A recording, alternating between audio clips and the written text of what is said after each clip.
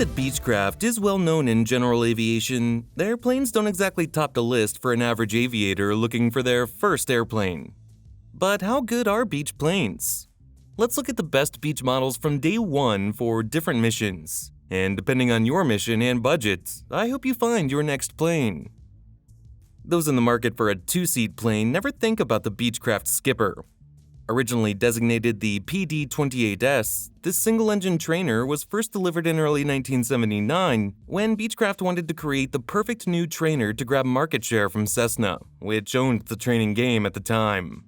Powered by a 115 horsepower Lycoming O235 engine, the Skipper's performance is comparable to other two-seat trainers, except for climb rate at 720 feet per minute. At 100 knots, cruise speed is a little slower than other two-seaters, but the Beech makes up for that in comfort. The aircraft's handling is generally considered to be stable and predictable, making it well-suited for training purposes. One of the Skipper's main advantages over its competitors at the time was its relatively large cockpit, which provided a spacious and comfortable environment for both the student and instructor. However, despite its many strengths, the Beechcraft Skipper had some notable drawbacks as well. One of the main issues was its terrible control harmony and relatively high operating costs, which made it less attractive to some flight schools and private pilots. Additionally, the aircraft's production run was relatively short, which means that it can be difficult to find parts and service for it today. The hardest part of owning a Skipper is finding one, but when you do, they sell relatively cheaper than competitors. Furthermore, the Beechcraft Sport, Sundowner, and Musketeer are equally as good for the entry-level niche. The Model 19 and 23 series were Beech's answer to Piper's Cherokee line, and if not the 150 or 152, then the 172 from Cessna. Beech didn't exactly set the world on fire with sales, but the two models did acceptably well. They're neither the fastest nor sleekest of the GA lots, but they're better built than the competition, and there's no question that these airplanes, really all of the Beech line, are the best handling light GA aircraft. The Sundown and Musketeer do have some quirks. Weight and balance issues may be one, and so is speed. The 1923 series was never a hot performer. Cruise speeds in the 100-knot range are about the best you can expect from the 160 horsepower models. The Sundowner with the big Lycoming engine will do 117 knots with a light airframe and fresh wax job. Range is certainly not outstanding, although quite acceptable for most owners. In all but the early model Sports, standard fuel load is 57 gallons usable. That's enough gas to carry the Sport about 620 miles, while the Sundowner will cover only 530 miles on the same load. That fuel load may sound impressive, especially when you look at the fuel capacities of the competition. The Piper Cherokee, Grumman Tiger, and Cessna Cardinal all carry 7 gallons less gas. Yet, all those airplanes can fly just as far because their higher cruise speeds let them cover the amount of ground on less fuel. Fill the cabin and you can't fill the tanks. It's that simple. The Sundowners can be expected to haul about 900 pounds of useful load in their average equipped condition. If you need full tanks, that means you can only carry 3 people and 50 pounds of baggage. If you're in a Sport, toss out the third person and the baggage, and you still get to sweat those high-weight climb rates. So the Sport and Sundowners are cheap to buy, but the payback is a lack of performance. There's still no free lunch.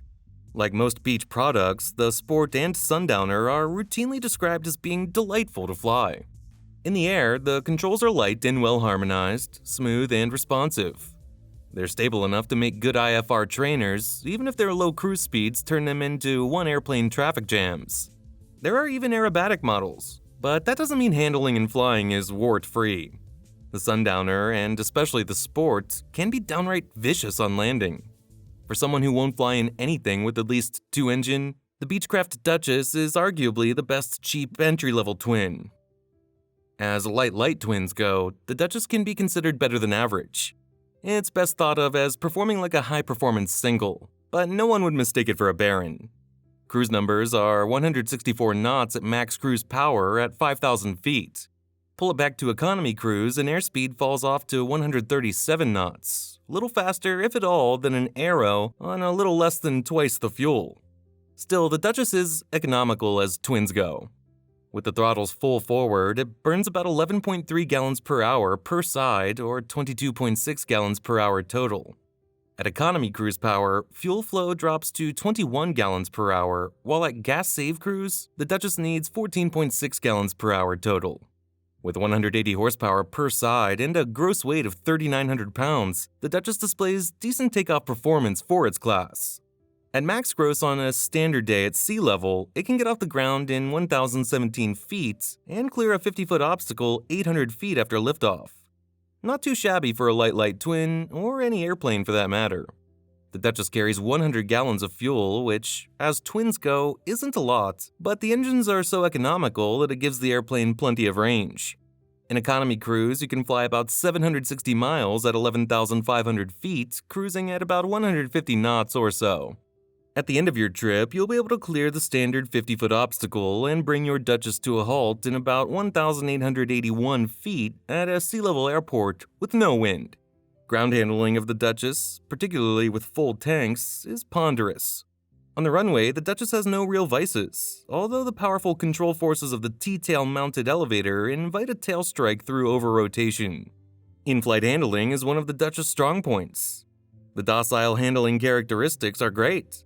It's far more benign than other twins with either one or both engines running. Single-engine handling is excellent, even if single-engine climb rates are not. Because the Duchess has counter-rotating engines, there's no critical engine to worry about, which is a positive safety trait.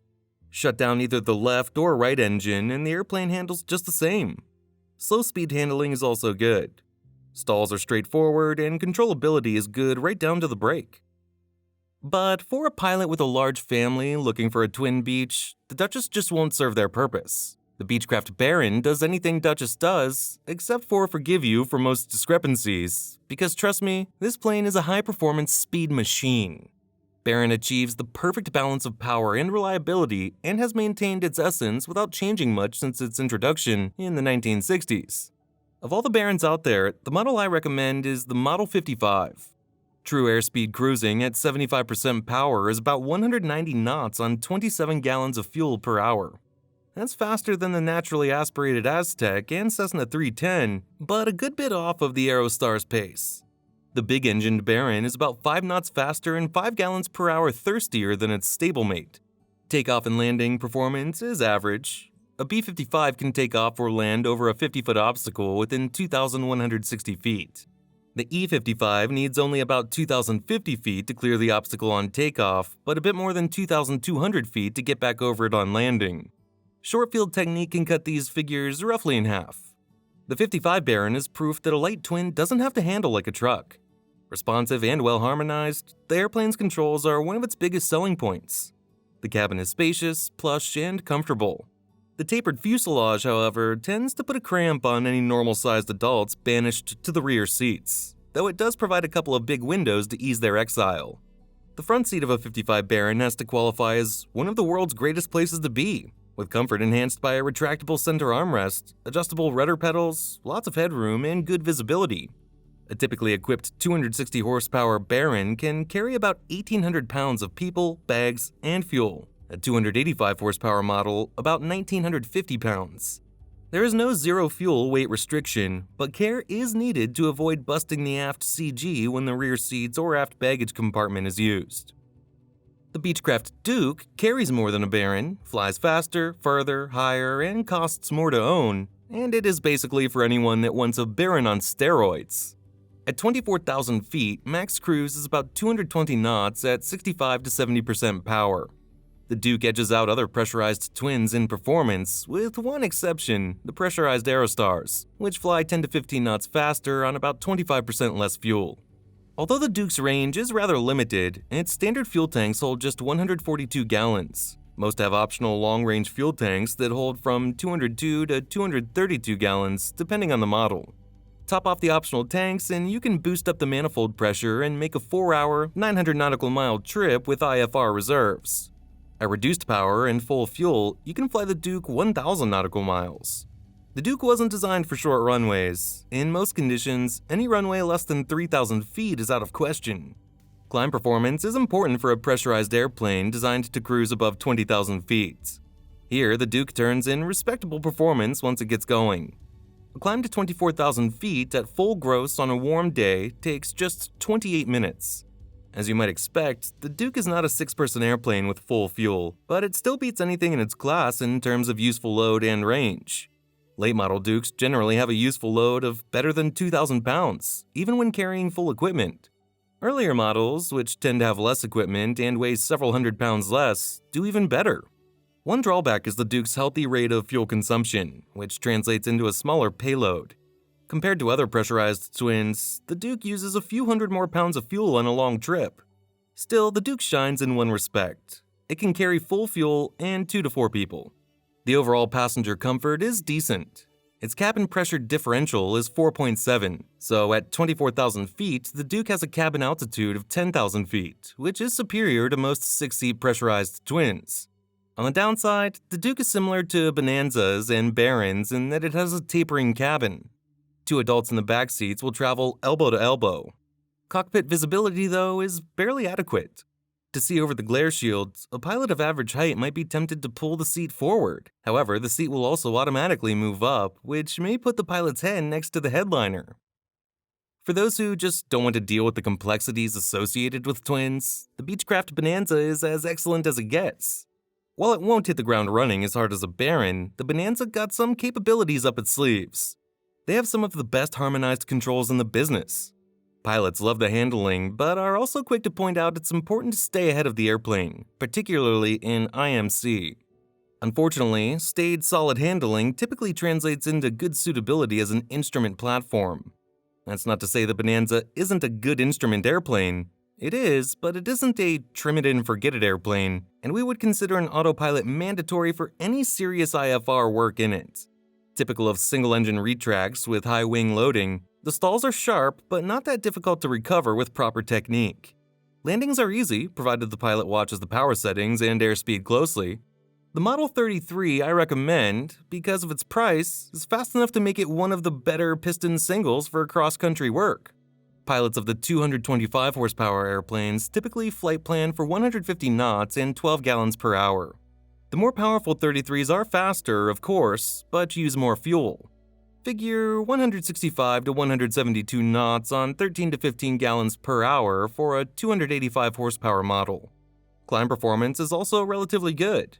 Although it has the capacity for 6 people and a variety of luggage, the Bonanza isn't a particularly large aircraft. With a wingspan of 33 feet and 6 inches and a height of 8 feet 7 inches, this aircraft can fit into a conventional hangar and still have space to spare. It has a length of 27 feet 6 inches and a useful load of up to 1,073 pounds, which allows for significant weight in luggage.